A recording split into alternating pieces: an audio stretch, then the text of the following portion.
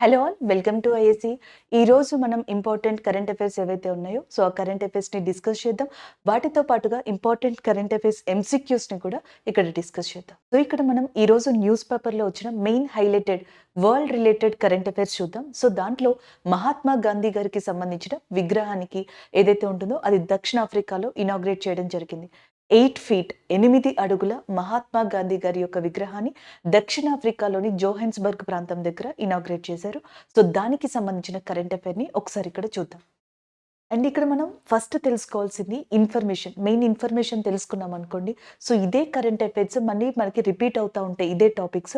అవి మిగతా దాంట్లో మనకి యూజ్ అవుతాయి. ఒక కరెంట్ అఫైర్‌లో దాని యొక్క బ్యాక్‌గ్రౌండ్‌ని కంప్లీట్‌గా తెలుసుకుంటే నెక్స్ట్ అదే విషయం మీద మళ్ళీ కరెంట్ అఫైర్ వచ్చినప్పుడు జస్ట్ అప్పుడు మనం హెడ్‌లైన్ చదివితే సరిపోతది. టైం అనేది సేవ్ అవుతుందన్నమాట. అది ఇక్కడ ఒకసారి చూద్దాం. Gandhi statue is in South Africa. దక్షిణాఫ్రికాలోని లియో టాల్స్టాయ్ అని చెప్పేసి ఉందన్నమాట. ఈ లియో టాల్స్టాయ్ ఫామ్ దగ్గర మనకి 8 అడుగుల 8 ఫీట్లో కూడా గాంధీ గారి యొక్క విగ్రహాన్ని ఆవిష్కరించడం జరిగింది. అక్టోబర్ మంత్ వస్తే గాంధీ గారికి సంబంధించిన కరెంట్ అఫైర్స్ అనేవి ఎక్కువగా కనిపిస్తాయి. ఎందుకంటే అక్టోబర్ 2 అనేది మనకి ఇంటర్నేషనల్ నాన్ వైలెన్స్ డే లేదా గాంధీ గారి జయంతిగా కూడా చెప్తామన్నమాట.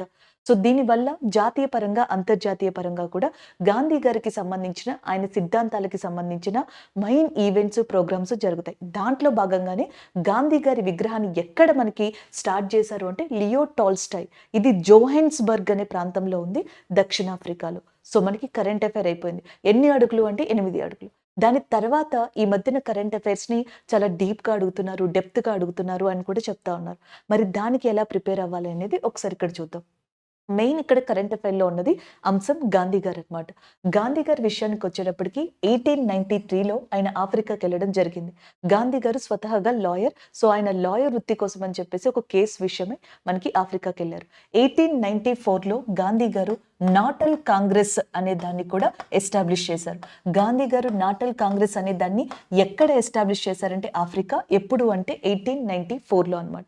దానితో పాటుగా ఆ దక్షిణాఫ్రికాలోని దర్బాన్ అనే ప్రాంతంలో 1904 ఆ ప్రాంతంలో ఫినిక్స్ ఫార్మ్ అనే దాన్ని కూడా ఏర్పాటు చేయడం జరిగింది. అండ్ నెక్స్ట్ జోహెన్స్బర్గ్లో 1910లో లియో టాల్స్టాయ్ ఫార్మ్ అనే దాన్ని ఏర్పాటు చేశారు. గాంధీ గారు భారతదేశంలో కొన్ని కోట్లాది మందిని, ప్రపంచంలో కొన్ని లక్షలాది మందిని ఇన్స్పైర్ చేసిన పర్సన్. అలాంటి గాంధీ గారిని కూడా ఇన్స్పైర్ చేసిన పర్సన్స్ ఉన్నారు. సో అలాంటి వాళ్ళలో లియో టాల్స్టాయ్ అనే పర్సన్‌ని చెప్పడం జరుగుతుంది. ఆయనతో పాటుగా గోపాలకృష్ణ గోఖలే అనే పర్సన్‌ని చెప్తారు. అండ్ ఇంకొక person Leo Tolstoy and as well as Leo టాల్స్టాయ్‌తో పాటుగా జాన్ రస్కిన్ అనే person. John Ruskin and Leo Tolstoy, Gokhale వీళ్ళందరూ గాంధీ గారిని ప్రభావితం చేసిన పర్సన్స్. వీళ్ళ యొక్క బుక్స్ చదివే గాంధీ గారు భారతదేశంలో చాలా మూవ్‌మెంట్స్‌ని స్టార్ట్ చేశారని చెప్తా ఉంటారు. మనకి సివిల్ డిజోబీడియన్స్ మూవ్‌మెంట్ అని చెప్పేసి ఉంటది. శాసన ఉల్లంఘన ఉద్యమం. గాంధీ గారు దానిని 1930లో తీసుకొచ్చారు. ఆ ఉద్యమం స్టార్ట్ అవ్వడానికి కూడా కారణం గాంధీ గారిని ఇన్స్పైర్ చేసిన ఈ వ్యక్తులు రాసిన బుక్స్ అని కూడా చెప్తా ఉంటారు. జాన్ రస్కిన్ రాసిన బుక్ ఒకటి చాలా ఫేమస్ అన్నమాట. దాని పేరు 'అన్‌టు ద లాస్ట్' అని చెప్పేసి ఉంటది. ఈ 'అన్‌టు ద లాస్ట్' అనే బుక్ గాంధీ గారిని ఎంత ప్రభావితం చేసిందంటే ఈ బుక్‌ని గాంధీ గారు గుజరాతీ లాంగ్వేజ్‌లోకి ట్రాన్స్‌లేట్ చేశారు. దానికి 'సర్వోదయ' అని చెప్పేసి కూడా మనకి పేరు పెట్టడం జరిగిందనమాట. అంత విపరీతంగా ఈ బుక్ గాని, ఈ పర్సన్ గాని గాంధీ గారిని ఇన్స్పైర్ చేశాయి. లియో టాల్స్టాయ్ కూడా ఒక బుక్ రాశారు. సో అది మనకి 'the Kingdom of God within you' అనే బుక్.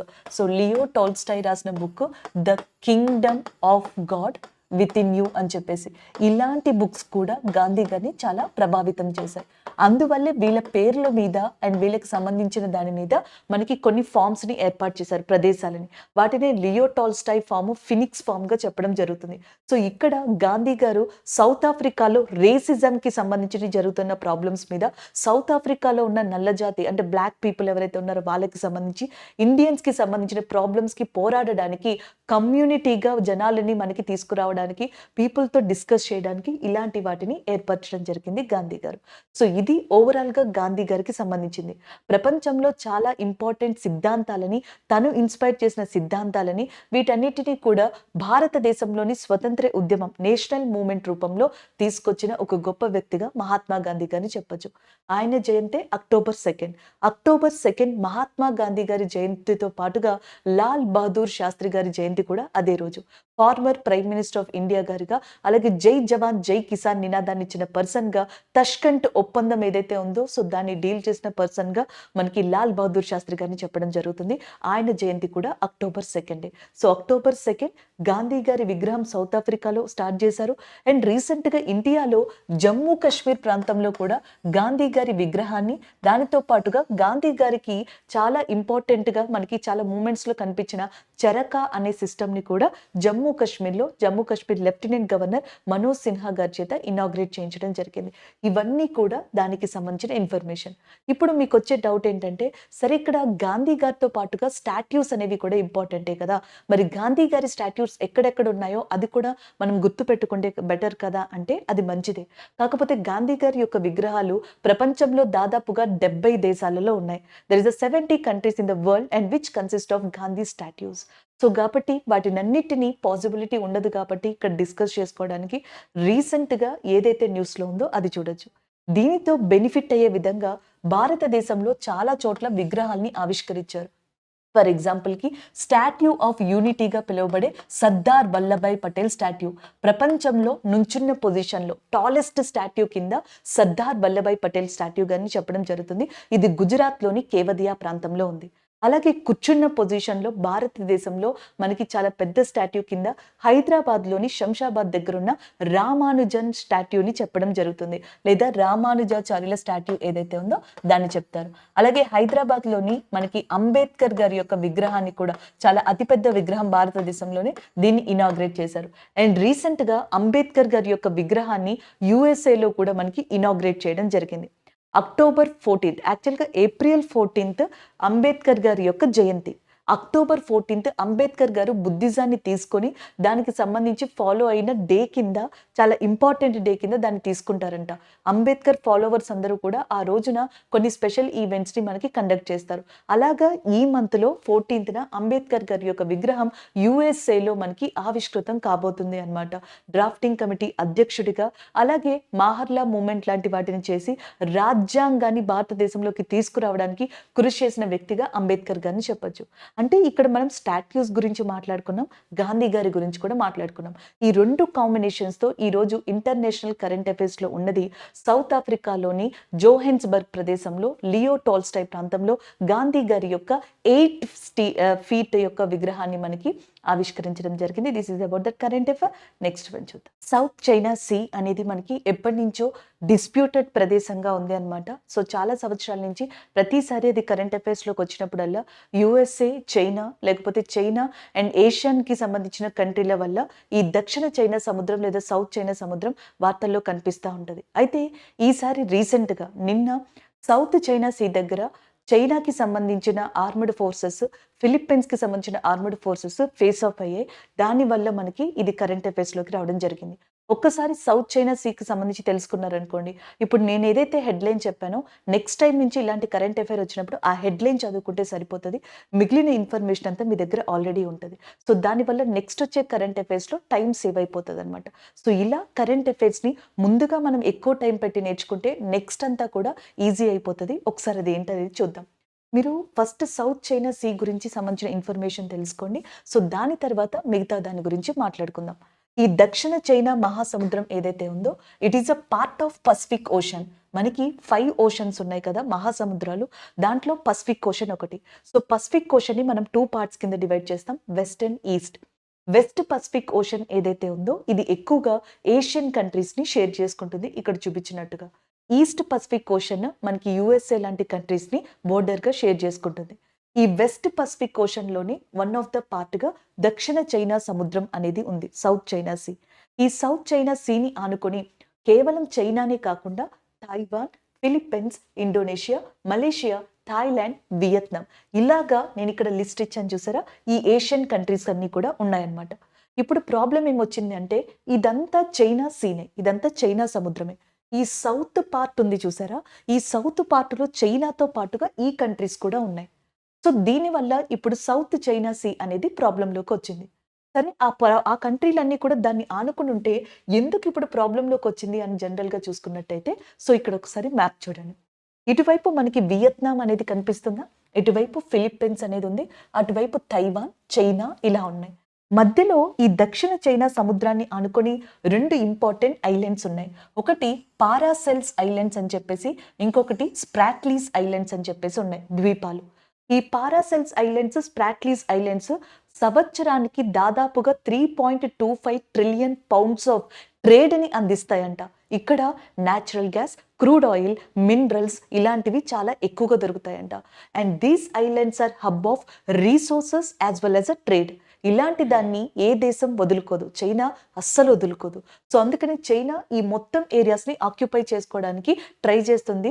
చైనా సీ అంటే ఈ సౌత్ చైనా సీ మాదే, ఇక్కడున్న ఐలాండ్స్ కూడా మావే అనేది చైనా యొక్క వాదన.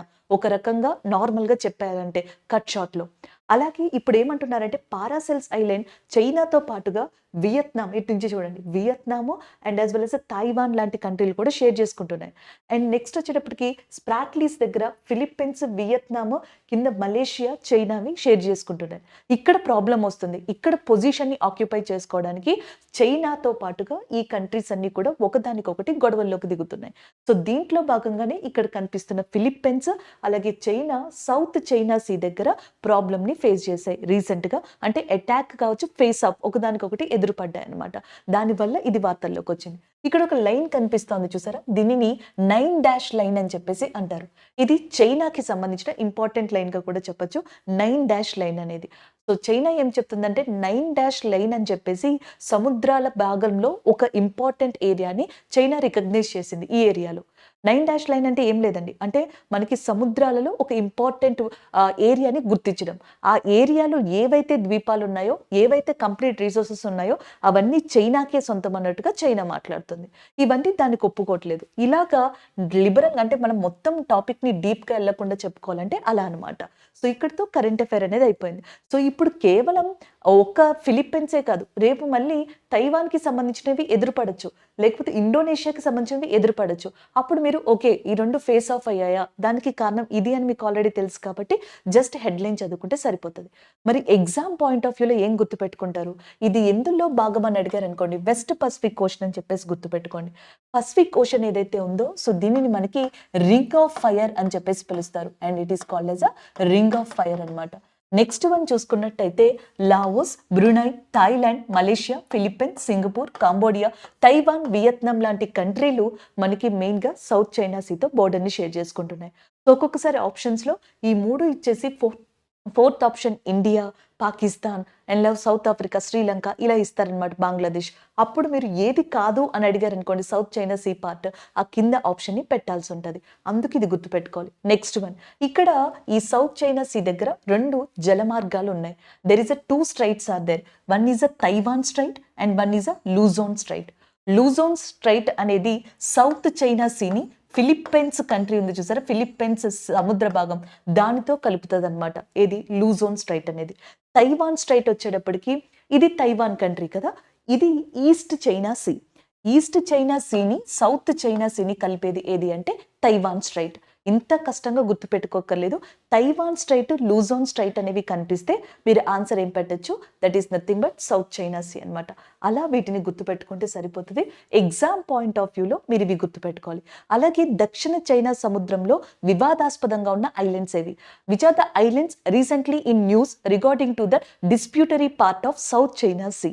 Answer Paracels island and Spratlys ఐలాండ్స్గా గుర్తుపెట్టుకోండి. So that is about this current affair. Next one చూద్దాం. సో మనకి ఇంకొన్ని వరల్డ్ కరెంట్ అఫైర్స్ ఏవైతే ఉన్నాయో ఒకసారి అవి చూద్దాం.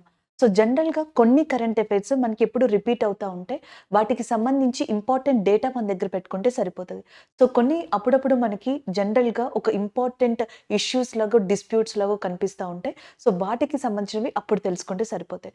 అంటే వరల్డ్ రిలేటెడ్ కరెంట్ అఫైర్స్ మనకి చాలా వస్తూ ఉంటాయి. దీంట్లో సెలెక్టివ్గా కొన్ని నోట్స్ ప్రిపేర్ చేసుకునేలాగా మనం చూసుకొని మిగతావి ఒకసారి మనకి అట్లీస్ట్ ఆ కరెంట్ అఫైర్ గురించి తెలిసేలాగా చూసుకోవాలి. సో ఈరోజు మనం ఏవైతే ఈ ఇంటర్నేషనల్ కరెంట్ అఫైర్స్ గురించి మాట్లాడుతున్నామో సో దాంట్లో ఇంకా న్యూస్ పేపర్లో ఉన్న కరెంట్ అఫైర్స్ ఇవి. సో దీంట్లో ఒకటి రష్యాకి సంబంధించింది ఉందన్నమాట. సో రష్యాకి సంబంధించి ఒక ఇంపార్టెంట్ పర్సన్ని అరెస్ట్ చేయడం జరిగింది. ఆయన పేరు ఇవాన్ గెర్ష్కోవిక్. ఇవాన్ గెర్ష్కోవిక్ అనే పర్సన్ని రీసెంట్గా అరెస్ట్ చేసింది రష్యా.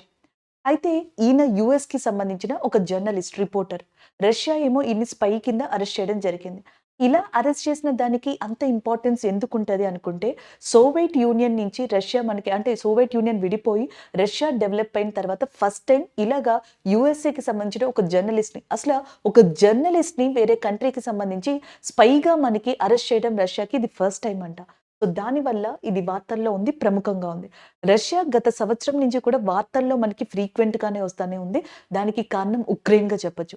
రష్యా యొక్క అధినేత అయిన వ్లాదిమిర్ పుతిన్ ఈవెన్ ఆయన ఉక్రెయిన్ యొక్క ఏదైతే మనకి దాడులు వీటికి సంబంధించిన ఇష్యూస్ వల్ల అటు G20కి గాని, ఇటు బ్రిక్స్ ఏదైతే సౌత్ ఆఫ్రికాలో జరిగిందో ఆ సమిట్స్‌కి కూడా ఆయన అటెండ్ కాలేకపోయారు.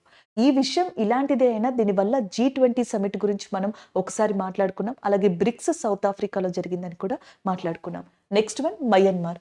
సో, మయన్మార్‌కి సంబంధించి ఏమవుతుంది అంటే అక్కడ మిలిటరీ రూలింగ్ అనేది కొనసాగుతుంది.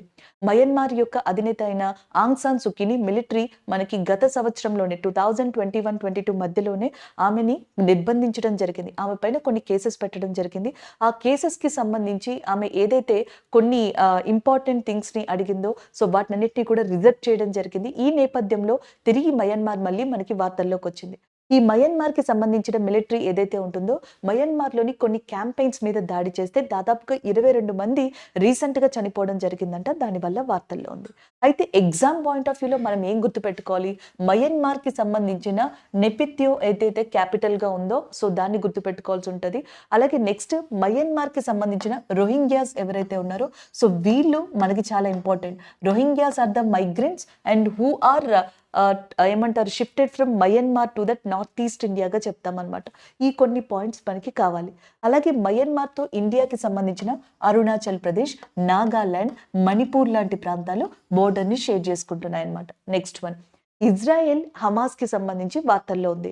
హమాస్ యొక్క గ్రూప్ ఇజ్రాయెల్ మీద సడన్ అటాక్ చేసింది. సో, దాంతో ఇజ్రాయెల్ యొక్క ప్రైమ్ మినిస్టర్ బెంజమిన్ నెతన్యూ ఎవరైతే ఉంటారో సో ఆయన మేము యుద్ధానికైనా రెడీ అన్నట్టుగా ఒక వార్తని అంటే ఒక స్టేట్మెంట్‌ని ఇవ్వడం జరిగింది. దీంతో ఈ 2 ప్రాంతాల మధ్య కూడా మనకి ఒక యుద్ధ వాతావరణం లాంటిది రావడం జరిగింది. ఇజ్రాయెల్‌కి సంబంధించి టెల్ అవీవి, జెరూసలేం లాంటివి మనకి తరచుగా వార్తల్లో కనిపిస్తాయి. షేకల్ అనేది దీని యొక్క కరెన్సీగా ఉందన్నమాట. And next one Bangladesh. Bangladesh యొక్క ప్రైమ్ మినిస్టర్ పేరు షేక్ హసీనా గారుగా చెప్తాం. ఆమె రీసెంట్‌గా బంగ్లాదేశ్‌లోని పద్మా రివర్‌కి సంబంధించిన ఒక రైల్ కమ్ బ్రిడ్జ్ అనే దాన్ని ఇనాగ్రేట్ చేయడం జరిగింది. చైనా యొక్క రోడ్ అండ్ బెల్ట్ ఇనిషియేటివ్‌లో భాగంగా సో దీనిని మనకి ఇనాగ్రేట్ చేశారనమాట. బంగ్లాదేశ్ యొక్క క్యాపిటల్ వచ్చేటప్పటికి ఢాకాగా ఉంది. సో అక్కడి నుంచే ఈ బ్రిడ్జ్‌ని మనకి కన్‌స్ట్రక్ట్ చేయడం కూడా జరిగింది. భారతదేశంలో పుట్టిన గంగా నది ఏదైతే ఉందో India's longest river Ganga. So అది బంగ్లాదేశ్‌లోకి వెళ్ళగానే దానిని పద్మా రివర్‌గా పిలవడం జరుగుతుంది. సో ఇవి కొన్ని మనకి న్యూస్ పేపర్‌లో హైలైటెడ్‌గా ఉన్న ఈరోజు వరల్డ్ కరెంట్ అఫైర్స్‌గా చెప్పొచ్చనమాట. సో ఇప్పుడు మనం కొన్ని కరెంట్ అఫైర్స్‌ని డిస్క్రిప్టివ్ మేనర్‌లో చూసాం కదా! ఈరోజు కరెంట్ అఫైర్స్‌లో ఇంకొన్ని ఎంసీక్యూస్ రూపంలో చూద్దాం. సో ఇక్కడ Samadhan scheme recently announced by the which state అన్నమాట. సో సమాధాన్ స్కీమ్ అనేది రీసెంట్‌గా ఏ స్టేట్ మనకి అనౌన్స్ చేసింది అని చెప్పేసి అడుగుతున్నారు. సో డైరెక్ట్‌గా ఆన్సర్ చూడండి. Option B is a correct answer Tamil Nadu. So Tamil Nadu యొక్క చీఫ్ మినిస్టర్ మనకి ప్రెజెంట్ స్టాలిన్ ఉన్నారు. స్టాలిన్ ఏమని అనౌన్స్ చేశారు అంటే మా స్టేట్ ఇప్పుడు సమాధాన్ స్కీమ్ అనే దాన్ని తీసుకురాబోతుంది. ఇది ఎవరి కోసం? తమిళనాడు స్టేట్లో ఉన్న ట్రేడర్స్ ఉంటారు చూసారా? సో వాళ్ళ కోసం దీన్ని తీసుకొస్తుందన్నమాట. ఈ ట్రేడర్స్ ఎవరైతే ఉంటారో వ్యాపారస్తులు వాళ్ళు కస్టమ్స్ డ్యూటీని కట్టాల్సి ఉంటుంది. వాణిజ్య పన్ను, కస్టమ్స్ ట్యాక్స్ అని చెప్పేసి అంటాం. ఇంకా పెనాలిటీ, డ్యూటీస్ ఇలాంటివి ఉంటాయి. ఇలాంటివి దాదాపుగా కొన్ని వేల కోట్లని తమిళనాడుకి సంబంధించి రావాల్సి ఉందంట. అయితే ట్రేడర్స్ ఇబ్బందుల్లో ఉన్న కారణంగా మీరు ఏదైతే కట్టాల్సి ఉందో దాంట్లోంచి 20% కట్టండి, మిగిలింది తమిళనాడు గవర్నమెంట్ సమాధాన్ స్కీమ్ ద్వారా సెటిల్ చేస్తుంది అన్నట్టుగా ఒక స్కీమ్ని తీసుకురాబోతున్నారు. సో దానికి సంబంధించిన కరెంట్ అఫైర్ ఇది. తమిళనాడు యొక్క గవర్నర్గా ప్రజెంట్ మనకి ఆర్ఎన్ రవి అనే పర్సన్ ఉన్నారనమాట. తమిళనాడు విషయానికి వచ్చేటప్పటికి we have one of the important place Mudumalai అని చెప్పేసి అంటాం. ముదుమలై ఏరియా ఉంది చూసారా? సో ఇది మనకి ఆస్కార్ అవార్డు రీసెంట్‌గా పొందిన ఎలిఫెంట్ విస్పర్ అని చెప్పేసి ఆస్కార్ అవార్డు పొందింది. ఒక బెస్ట్ డాక్యుమెంటరీ, ఫీచర్ డాక్యుమెంటరీగా. సో ఆ ఆస్కార్ అవార్డు పొందిన ఆ డాక్యుమెంటరీ పిక్చరైజేషన్ ఎక్కడ చేశారంటే ముదుమలై అనే ప్రాంతం దగ్గర. ఇది మనకి తమిళనాడు ఏరియాలో ఉంది. అంతేకాకుండా ఇక్కడ సత్యమంగళం అనే ఫారెస్ట్ కూడా ఉంది తమిళనాడుకి సంబంధించి. అది చాలా ఇంపార్టెంట్. ఇక్కడ జరుపుకునే ఫెస్టివల్లో జల్లికట్టు, పొంగల్ అనేవి ఇంపార్టెంట్‌గా చెప్పడం జరుగుతుంది. That is about the Tamil Nadu area. అలాగే కేరళ కూడా మనకి ఈ రోజు వార్తల్లో ఉంది, కరెంట్ అఫైర్స్లో ఉంది. ఎందుకు కేరళ కరెంట్ అఫైర్స్లో ఉంది అంటే బికాస్ ఆఫ్ కొచ్చి. సో కొచ్చి ప్రాంతంలో రీసెంట్గా 16th agriculture Congress, science Congress అనే కాన్ఫరెన్స్ని స్టార్ట్ చేశారు. 16th అగ్రికల్చర్ సైన్స్ కాంగ్రెస్, వ్యవసాయానికి సంబంధించిన సైన్స్ కాంగ్రెస్ సమావేశం అనే దాన్ని రీసెంట్గా మనకి ఎక్కడ కండక్ట్ చేశారు అంటే అది కొచ్చిన్లో, కేరళలో కండక్ట్ చేశారనమాట. ఎవరు దీనిని ఇనాగ్రేట్ చేశారు, ఎవరు స్టార్ట్ చేశారని అడిగితే పురుషోత్తం రూపాల, మనకి యూనియన్ మినిస్టర్ ఉన్నారు కదా పురుషోత్తం రూపాల, ఆయన స్టార్ట్ చేశారు. మనకి వ్యవసాయ శాఖ మంత్రి, అగ్రికల్చర్ మినిస్టర్గా నరేంద్ర సింగ్ తోమార్ ఉన్నారు. And minister of fisheries and animal husbandry, so దానికి సంబంధించి పురుషోత్తం రూపాల ఉన్నారనమాట. సో ఆయన కొచ్చిలో 16th, ఎన్నోవది అని కూడా అడుగుతారు, 16th అగ్రికల్చర్ సైన్స్ కాంగ్రెస్ సమావేశాన్ని స్టార్ట్ చేయడం జరిగింది in that Kerala area. So కేరళకి సంబంధించి మనం ఏం గుర్తుపెట్టుకోవచ్చు, మొహమ్మద్ అరీఫ్ ఖాన్ ఎవరైతే ఉన్నారో, సో మొహమ్మద్ అరీఫ్ ఖాన్ కేరళ యొక్క గవర్నర్గా ఉన్నారు. అలాగే దాంతో పాటుగా కేరళ యొక్క చీఫ్ మినిస్టర్గా విజయన్ అనే వ్యక్తి ఉన్నారనమాట. అండ్ నెక్స్ట్ కేరళలో రీసెంట్గా నిఫా వైరస్ అనేది రావడం జరిగింది. సో దానివల్ల కేరళ వార్తల్లో ఉంది. అండ్ కేరళలోని కొచ్చిన్ దగ్గరే మనకి ఆన్ వాటర్ మెట్రో, అంటే మనకి మెట్రో ట్రైన్ ఏదైతే ఉంటుందో దానిని కొచ్చిన్ యొక్క ఒక వాటర్ ఏరియాలో, రివర్ ఏరియాలో మనకి ఒక ఫెయిరీ దాని మీద అరేంజ్ చేయడం జరిగింది. అండర్ వాటర్ మెట్రో ట్రైన్ కలకత్తాలో వస్తుంది. Metro train, water metro train అనేది కేరళలో ఇనాగ్రేట్ చేయడం జరిగింది రీసెంట్గా. అలా కేరళని కూడా మనం ఇక్కడ గుర్తుపెట్టుకోవచ్చు. అలాగే నెక్స్ట్ ఎవ్రీ ఇయర్ కూడా ఫార్మర్స్ డే, ఇది ఫార్మర్స్ గురించి చెప్పుకుంటున్నాం కదా, అగ్రికల్చర్ గురించి. సో కాబట్టి ఎవ్రీ ఇయర్ కూడా ఫార్మర్స్ డే ఎప్పుడు సెలబ్రేట్ చేసుకుంటాం, December 23rd ఫార్మర్స్ డే అనేది సెలబ్రేట్ చేసుకుంటాం. ఎందుకు, సో మనకి చౌదరి చరణ్ సింగ్ గారు అని చెప్పేసి ఉన్నారు. So farmer prime minister of India, ఆయన అగ్రికల్చర్కి సంబంధించి చాలా కాంట్రిబ్యూట్ చేశారు. ఆయన యొక్క జ్ఞాపకార్థంగా December 23rd మనం ఫార్మర్స్ డే అనే దాన్ని కూడా సెలబ్రేట్ చేసుకుంటాం. అంతేకాదు అగ్రికల్చర్ సైన్స్ ఎన్నోది 16th, దీన్ని ఎందుకు తీసుకొచ్చారు, సో మనకి ఇండియాలో జనరల్గా చూసుకున్నట్టయితే ఎక్కువగా ఈ అగ్రికల్చర్ అనేది ప్రైమరీ సెక్టార్కి సంబంధించింది. ఒకప్పుడు మనకి ఫస్ట్ ఫేజ్ ఆఫ్ ఇండియాలో బాగా బూస్టప్ ఇచ్చింది. దాని తర్వాత గ్రీన్ రివల్యూషన్ లాంటిది తీసుకురావడం వల్ల, ఎవరు, ఎంఎస్ స్వామినాథన్ గారు గ్రీన్ రివల్యూషన్ లాంటిది తీసుకురావడం వల్ల సో భారతదేశంలో అగ్రికల్చర్ అనేది డెవలప్ అయింది. Father of green revolution in India కింద ఎంఎస్ స్వామినాథన్ గారిని పిలుస్తారు. ఆయన రీసెంట్గా చనిపోవడం జరిగింది, అది గుర్తుపెట్టుకోవాల్సింది. దాని తర్వాత బ్లూ రివల్యూషన్ వచ్చింది. బ్లూ రివల్యూషన్ అంటే మనకి ఫిషరీస్కి సంబంధించి దాన్ని హీరాలాల్ చౌదరి అనే పర్సన్ తీసుకొచ్చారు. Blue revolution is supported by that Hiralal Chaudhary and it is mainly to develop ఫిషరీస్గా కూడా చెప్తామన్నమాట. సో అలాంటి దాన్ని తీసుకొచ్చారు. ఇప్పుడు ఈ అగ్రికల్చర్ సైన్స్ కాంగ్రెస్ ఎందుకు, ఏవైతే గతంలో తీసుకొచ్చిన రివల్యూషన్స్ అగ్రికల్చర్ని ఇండియాలో అయితే డెవలప్ చేశాయో, అలాగా ఇప్పుడున్న టెక్నాలజీ అగ్రికల్చర్కి ఎలా హెల్ప్ అవుతుందనే ఉద్దేశంతో ఈ ప్లాట్ఫామ్ని తీసుకురావడం జరిగింది. అంతేకాకుండా ఈరోజు రీసెంట్గా ఇంకొక న్యూస్ ఏంటి అంటే వరల్డ్ ఫుడ్కి సంబంధించి, వరల్డ్ ఫుడ్ సమిట్కి సంబంధించిన ఒక సమావేశం రీసెంట్గా న్యూఢిల్లీలో కండక్ట్ చేశారు. So that is about that Kerala. Next Telangana ఉంది చూసారా, తెలంగాణ కూడా రీజనల్ పరంగా యాజ్ వెల్ యాజ్ నేషనల్ పరంగా కూడా వార్తల్లో ఉంది. తెలంగాణలో మనకి ములుగు అని చెప్పేసి ఒక ప్రదేశం ఉంది. ములుగు డిస్టిక్ తెలుసు కదా మీకు. ఈ ములుగు డిస్టిక్ దగ్గర సమ్మక్క సారక్క యూనివర్సిటీ అనేది ఎస్టాబ్లిష్ చేయనున్నారు. Again I'm repeating, Sammakka Sarakka వీళ్ళకి సంబంధించిన ఒక ఇంపార్టెంట్ ట్రైబల్ యూనివర్సిటీ. ఏ యూనివర్సిటీ అని అంటే ట్రైబల్ యూనివర్సిటీ అనే దాన్ని. సో ఇక్కడ దాదాపుగా 883 కోట్లకి పైగా వెచ్చించి ఇక్కడ మనకి ఇనాగ్రేట్ చేయనున్నారు. సో దానికి సంబంధించిన ఇన్ఫర్మేషన్ని కూడా మనకి ఇవ్వడం జరిగింది. అలాగే నెక్స్ట్ పంజాబ్ ఉంది చూసారా, పంజాబ్లో రీసెంట్గా చీఫ్ మినిస్టర్ భగవత్ సింగ్ గారు ఏం చెప్పారు అంటే ఈ పుసా 44 అని చెప్పేసి ఒక వెరైటీ ఆఫ్ ప్యాడీ ఉందంట. వరిలో రకాలు ఉంటాయి కదా, వరిని పండించినప్పుడు ప్యాడీలో డిఫరెంట్ వెరైటీస్ ఉంటాయి కదా, దాంట్లో పుసా 44 అనే దాన్ని ఇంకా మనం పండించడం, పంజాబ్ రాష్ట్రంలో పండించడం అనేది బ్యాన్ చేస్తాము. సో అది పర్యావరణాన్ని, ఎన్వైర్న్మెంట్ని, సాయిల్ని ఎక్కువగా దెబ్బతీస్తుందంట. సో అందుకని చెప్పేసి ఈ నిర్ణయం తీసుకున్నట్టుగా కూడా చెప్తున్నారు.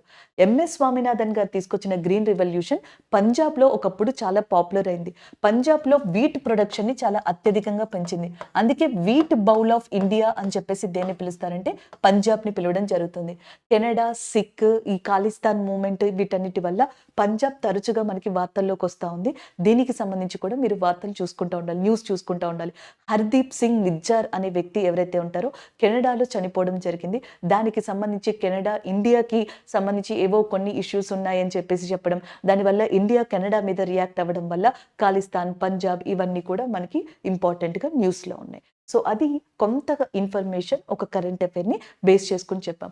ఇది సమాధాన్ స్కీమ్ అనేది ఏ స్టేట్ తీసుకొచ్చింది? తమిళనాడు తీసుకొచ్చింది. అది ఈరోజు కరెంట్ అఫైరే. అలాగే కేరళలో 16th అగ్రికల్చర్ సైన్స్ సమిట్ అనేది స్టార్ట్ అయింది. సో దాన్ని పురుషోత్తం రూపాల గారు స్టార్ట్ చేశారు. అది ఈ రోజుదే.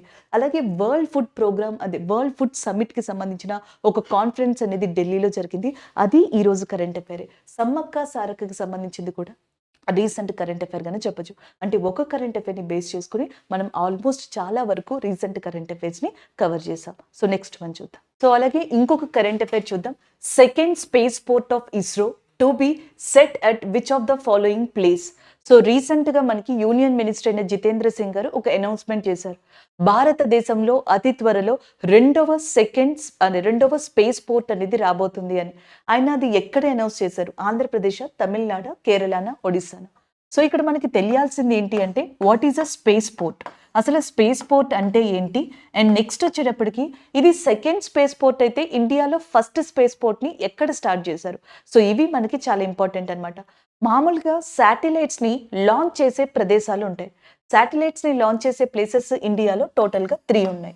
సో వాటిని పక్కన పెడితే మరి శాటిలైట్స్‌ని లాంచ్ చేసినప్పుడు మనం లాంచ్డ్ వెహికల్స్‌ని వాడతాం. జిఎస్ఎల్వి అని చెప్పేసి అంటాం. లేకపోతే పిఎస్ఎల్వి అని చెప్పేసి అంటాం. Polar satellite launched vehicle, geo synchronized launched vehicle, small satellite launched vehicle ఇలాంటివి మాట్లాడతాం. సో ఇలాంటివన్నీ ఎక్కడ ప్లేస్ చేస్తారు? సో ఇలాంటి శాటిలైట్స్‌ని, లాంచ్డ్ వెహికల్స్‌ని ప్లేస్ చేయడానికి, సో వీటి ఆపరేషన్స్‌కి మనకి ఏదైతే ఒక ప్లేస్ యూజ్ అవుతుందో దట్ ఈస్ స్పేస్ పోర్ట్‌గా చెప్పొచ్చు. సో భారతదేశంలో మొట్టమొదటి స్పేస్ పోర్ట్‌ని కేరళలో ఏర్పాటు చేశారు.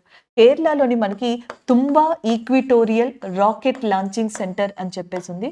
So Thumba equatorial rocket launching centre దగ్గర మనకి దాన్ని ఏర్పాటు చేయడం జరిగిందనమాట. ఇప్పుడు సెకండ్ స్పేస్ పోర్ట్‌ని ఎక్కడ ఏర్పాటు చేస్తున్నారంటే తమిళనాడులో. తమిళనాడులోని మనకి కులశేఖర పట్టణం అని చెప్పేసి ఉంది. There is a place called Kulasekhara పట్టణం ఇన్ తమిళనాడు ఏరియా. సో అక్కడ ఇండియా యొక్క సెకండ్ స్పేస్ పోర్ట్ అనేది రాబోతుంది. దాదాపుగా 2000 ఏకర్స్‌లో 2000 ఎకరాల్లో మనకి ఈ స్పేస్ పోర్ట్‌ని నిర్మిస్తున్నారు. Especially small satellite launched vehicles కోసం దీన్ని నిర్మిస్తున్నామని, భారతదేశంలో ఏవైతే ప్రైవేట్ స్పేస్ ఏజెన్సీస్ ఉంటున్నాయో సో వాటికి దీనికి సంబంధించి ఇంపార్టెన్స్ ఇస్తామని, వాటి కోసమే వాటి యొక్క ఏవైతే ఫ్యూచర్ లాంచెస్ లేదా ఆపరేషన్స్ ఉన్నాయో వాటికి సంబంధించి యూజ్ చేసుకునే విధంగా కూడా దీన్ని డిజైన్ చేస్తున్నట్టుగా చెప్తున్నారు. మరి భారతదేశంలో గవర్నమెంట్‌కి సంబంధించిన స్పేస్ ఏజెన్సీగా ఇస్రో ఉంటే, ప్రైవేట్ స్పేస్ ఏజెన్సీగా ఏమున్నాయి? ఒకటి హైదరాబాద్‌కి సంబంధించిన స్కై రూట్ స్పేస్ ఏజెన్సీ అనేదాన్ని చెప్పొచ్చు. అలాగే వాటితో పాటుగా పిక్సెల్ స్పేస్ ఏజెన్సీ అనేదాన్ని చెప్తాం. దాంతో పాటుగా అగ్నికుల్ కాస్మోస్ అని చెప్పేసి ఉన్నాయి. భారతదేశంలో మనకి స్పేస్ ఏజెన్సీస్ ప్రైవేట్ కూడా చాలా ఉన్నాయి. అగ్నికుల్ కాస్మోస్, పిక్సెల్, స్కై రూట్ ఇవన్నీ కూడా ఉన్నాయన్నమాట. సో ఇలాంటి వాటికి ఫ్యూచర్లో ఏదైనా లాంచింగ్స్ ఉంటే కనుక అవి కూడా యూజ్ చేసుకునే విధంగా, వాటికి సంబంధించిన వాటిని కూడా ఆపరేషన్స్ ఇక్కడ చేసుకునే విధంగా ఈ స్పేస్ పోర్ట్‌ని నిర్మిస్తున్నట్టుగా చెప్పడం జరిగింది. అది అక్కడ మనకి ఇన్ఫర్మేషన్. ఈ 3 లాంచింగ్ సెంటర్స్ అన్నాం కదా, దాంట్లో కేరళలో ఒకటి ఉందన్నమాట. తుంబా ఈక్విటోరియల్ రాకెట్ లాంచింగ్ సెంటర్‌గా చెప్తాం. ఇంకొకటి ఒడిస్సాలోని చాందీపూర్ కోస్టల్ ఏరియా దగ్గర ఉంది. Chandipur coastal area. సో అక్కడ మనకి అబ్దుల్ కలాం ఐలాండ్ అని చెప్పేసి ఉంది. ఇది వరకు దీనిని వీలర్ ఐలాండ్ అని చెప్పి పిలిచేవాళ్ళు. ఒడిస్సాలోని అబ్దుల్ కలాం ఐలాండ్ దగ్గర చాందీపూర్ కోస్టల్ ఏరియా నుంచి కూడా శాటిలైట్స్‌ని లాంచ్ చేస్తారు. ఇంకా ఆంధ్రప్రదేశ్‌లో ఫ్రీక్వెంట్‌గా ఎక్కువగా మనకి ఆ స్పేస్ సెంటర్ ఏదైతే ఉందో అక్కడి నుంచి ఎక్కువ శాటిలైట్స్‌ని లాంచ్ చేస్తారు. దాని పేరు మనకి సతీష్ ధావన్ స్పేస్ సెంటర్, షార్ట్‌గా పెట్టడం జరుగుతుంది. సతీష్ ధావన్ స్పేస్ సెంటర్ లేదా శ్రీహరికోట స్పేస్ సెంటర్‌గా కూడా చెప్పడం జరుగుతుందన్నమాట. ఆంధ్రప్రదేశ్‌లో లొకేట్ అయి ఉంది. చంద్రయాన్ 3 అనేది కూడా మనకి లాంచ్ చేసింది ఎక్కడి నుంచి అంటే ఇక్కడి నుంచి గాని చెప్పొచ్చు, ఆంధ్రప్రదేశ్ నుంచి. సో ఇవి ఇంపార్టెంట్ అన్నమాట. ఇస్రో యొక్క చైర్మన్‌గా ప్రెజెంట్ ఎవరు ఉన్నారు అని అడిగితే సోమనాథన్ అనే అనే వ్యక్తి ఇస్రో యొక్క చైర్మన్ గా ఉన్నారు. ఇస్రో భారతదేశంలో ఎప్పుడు ఎస్టాబ్లిష్ అయింది అంటే 1969 ఫిబ్రవరి 15న మనకి ఇస్రో అనేది ఎస్టాబ్లిష్ అయింది. సారీ, ఆగస్టు 15న ఇస్రో అనేది ఎస్టాబ్లిష్ అయింది. సో ఇది ఎస్టాబ్లిష్ అవ్వడానికి మెయిన్ రీజన్ ఎవరు అంటే విక్రమ్ సారాభాయ్గా చెప్తాం. అందుకే ఈయనని మనకి space programme of India, father of space programme of ఇండియాగా కూడా పిలవడం జరుగుతుంది. హోమీ జహంగీర్ బాబా గానేమో father of atomic programme of ఇండియాగా పిలుస్తారు. సో ఈయనని స్పేస్ ప్రోగ్రామ్ కి ఫాదర్ గా ఇండియాలో పిలవడం జరుగుతుంది. ఈయన వల్లే ఇస్రో అనేది ఏర్పడిందని, ఇస్రోకి ప్రెసెంట్ చైర్మన్ గా సోమనాథన్ ఉన్నారు. అండ్ ఇండియా ఈ సంవత్సరం అండ్ ఇంపార్టెంట్ గా లాంచ్ చేసిన శాటిలైట్స్ లో చంద్రయాన్ 3 అనే దాన్ని మనం చెప్పొచ్చు. సో దానితో పాటుగా నెక్స్ట్ వచ్చేటప్పటికి మనకి ఇంకొకటి ఆదిత్య L1 అనే మిషన్ కూడా ఉందన్నమాట. ఆదిత్య L అనేది ఒకటి, చంద్రయాన్ 3. చంద్రయాన్ 3 మూన్ కి సంబంధించిందిగా చెప్పొచ్చు. ఆదిత్య మిషన్ అనేది సూర్యుడికి సంబంధించి పరిశోధించడానికి సో మనకి ఇస్రో లాంచ్ చేసిందనమాట. అలాగే ఈ రోజు న్యూస్ లో ఉన్న ఇంకొక మిషన్ ఏంటి అంటే గగనయాన్ గా చెప్పొచ్చు. భారతదేశం యొక్క హ్యూమన్ స్పేస్ ఫ్లైట్ మిషన్ గా కూడా ఈ గగనయాన్ని చెప్తున్నారు. అంటే మనకి స్పేస్ దగ్గరికి భారతదేశానికి సంబంధించిన వ్యోమగాముల్ని పంపాలి, భారతీయుల్ని పంపాలి అనేది గగనయాన్ యొక్క ముఖ్య ఉద్దేశం. దీంట్లో ఒక రోబోట్ ని కూడా పంపబోతున్నారు. దాని పేరు వ్యోమమిత్ర. అయితే గగన్యాన్ అనేది ఈ సంవత్సరం లాంచ్ అవ్వాల్సి ఉంది. కొన్ని విషయాల వల్ల అది ఆగిపోయింది అనమాట. గగన్యాన్ యొక్క టెస్టింగ్ వెహికల్ ని అక్టోబర్ 21న మనకి లాంచ్ చేయనున్నారంట, దాన్ని టెస్ట్ చేయనున్నారంట. అది కూడా ఈ రోజు మనకి వార్తల్లో రావడం జరిగింది. సో అది ఈ రోజుకి సంబంధించిన సైన్స్ అండ్ టెక్నాలజీలో మనం ఇంపార్టెంట్ గా చెప్పుకున్నదక్క కరెంట్ అఫైర్ అండ్ రీసెంట్ గా ఉన్న ఇన్ఫర్మేషన్ కూడా. ఇంకొక MCQ చూద్దాం. సో నెక్స్ట్ క్వశ్చన్ చూద్దాం, economy related current affair. So ఈ రోజు మనకి ఇంకొక కరెంట్ అఫైర్ ఏంటంటే which organisation recently raises India growth forecast from 6.1% to 6.3% for financial year 2024. So financial year 2024కి సంబంధించి సో ఇండియా యొక్క అభివృద్ధి రేట్ ఏదైతే ఉంటుందో దానిని ఏ సంస్థ ముందుగా 6.1% అని చెప్పి ఇప్పుడు దానిని 6.3%కి చూపించింది అని చెప్పేసి అడుగుతున్నారు. సో దాంట్లో world bank, IMF, Asian development bank, Asia అభివృద్ధి బ్యాంక్, న్యూ డెవలప్మెంట్ బ్యాంక్ అనేవి ఉన్నాయన్నమాట. సో జనరల్గా ఏమవుతుంది అంటే ఇలాంటి సంస్థలన్నీ కలిసి ప్రపంచంలోని దేశాలు, వరల్డ్లో కంట్రీస్ ఉంటాయి కదా, వాటికి ఫినాన్షియల్ ఇయర్స్కి సంబంధించి అవి ఎకనామిక్ పరంగా ఎంతవరకు గ్రోత్ అవ్వచ్చు అనే దాని మీద ఒక ప్రొజెక్షన్ రేట్ని ఇస్తాయి. ఈ ప్రొజెక్షన్ రేట్ బట్టే మిగతావి కంపెనీస్ కావచ్చు, కంట్రీస్ కావచ్చు, ఇన్వెస్ట్మెంట్స్ పెట్టడానికి ఇంట్రెస్ట్ చూపించడం కానీ, సో ఎక్కువగా పెట్టడం కానీ, లేకపోతే ఇన్వెస్ట్మెంట్స్ తగ్గించడం కానీ ఇలాంటివి కూడా జరుగుతూ ఉంటాయి. అయితే ఒక్కొక్కసారి ఈ ఆర్గనైజేషన్స్ ఒక కంట్రీకి ఒక పర్టిక్యులర్ ఫినాన్షియల్ ఇయర్ కి సంబంధించి ఈ కంట్రీ ఇంతవరకు ఎకనామిక్ గ్రోత్ ఉండొచ్చు అని చెప్పేసి ఒక ప్రొజెక్షన్ రేట్ ఇచ్చిన తర్వాత సో సిచ్యువేషన్స్ ని బట్టి, అక్కడున్న ఆర్థిక పరిస్థితులు మిగతా వాటిని బట్టి చేంజ్ అయినప్పుడు సో ఆ ప్రొజెక్షన్ రేట్ ని ఇంక్రీజ్ చేయడమో డిక్రీజ్ చేయడమో జరుగుతుంది. సో ఇండియాకి ఆ ప్రొజెక్షన్ రేట్ ని పెంచింది, 6.3% వరకు వెళ్ళొచ్చు. ఇండియా యొక్క ఎకనామిక్ పరిస్థితులు స్ట్రాంగ్ గా ఉన్నట్టుగా కూడా చెప్తున్నారు. అయితే ఇలాంటిది ఏ ఆర్గనైజేషన్ ఇచ్చింది దీంట్లో అని అడుగుతున్నారు. ఆన్సర్ IMF, అంతర్జాతీయ ద్రవ్య నిధి ఇవ్వడం జరిగిందనమాట. వరల్డ్ బ్యాంక్, IMF బ్యాంక్ ఈ రెండింటిని కూడా బ్రిటన్ వుడ్ ట్విన్స్ అని చెప్పేసి పిలుస్తారు. సెకండ్ వరల్డ్ వార్ తర్వాత ఈ రెండు ఏర్పడ్డాయి. ఈ రెండింటి యొక్క హెడ్ క్వార్టర్స్ వాషింగ్టన్ DCలోనే ఉంది. ఈ రెండిట్లో కూడా టోటల్గా 189 మెంబర్స్ ఉన్నారు. అంటే దీని హెడ్ క్వార్టర్స్ వాషింగ్టన్ DCనే, దీని హెడ్ క్వార్టర్స్ వాషింగ్టన్ DCనే. దీంట్లో 189 మెంబర్స్ ఉన్నారు, దీంట్లో కూడా 189 మెంబర్స్ ఉన్నారు. IMF కి క్రిస్టలీనా జార్జివా అనే పర్సన్ మనకి ప్రెసిడెంట్ గా ఉండడం జరిగింది. వరల్డ్ బ్యాంక్ వచ్చేటప్పటికి అజయ్ బాంగన్, ఇండియన్ ఆరిజిన్ గా చెప్తున్నారు అజయ్ బాంగన్. సో ఈయన న్యూ ప్రెసిడెంట్ గా ఉన్నారనమాట వరల్డ్ బ్యాంక్ కి సంబంధించి. ఏషియన్ డెవలప్మెంట్ బ్యాంక్ అనేది ఫిలిప్పీన్స్ లో ఉందన్నమాట. అలాగే న్యూ డెవలప్మెంట్ బ్యాంక్ యొక్క హెడ్ క్వార్టర్స్ షాంఘైలో ఉంది. మనకి బ్రిక్స్ కంట్రీస్ అని చెప్పేసి అంటాం కదా, Brazil, Russia, India and China, south Africa.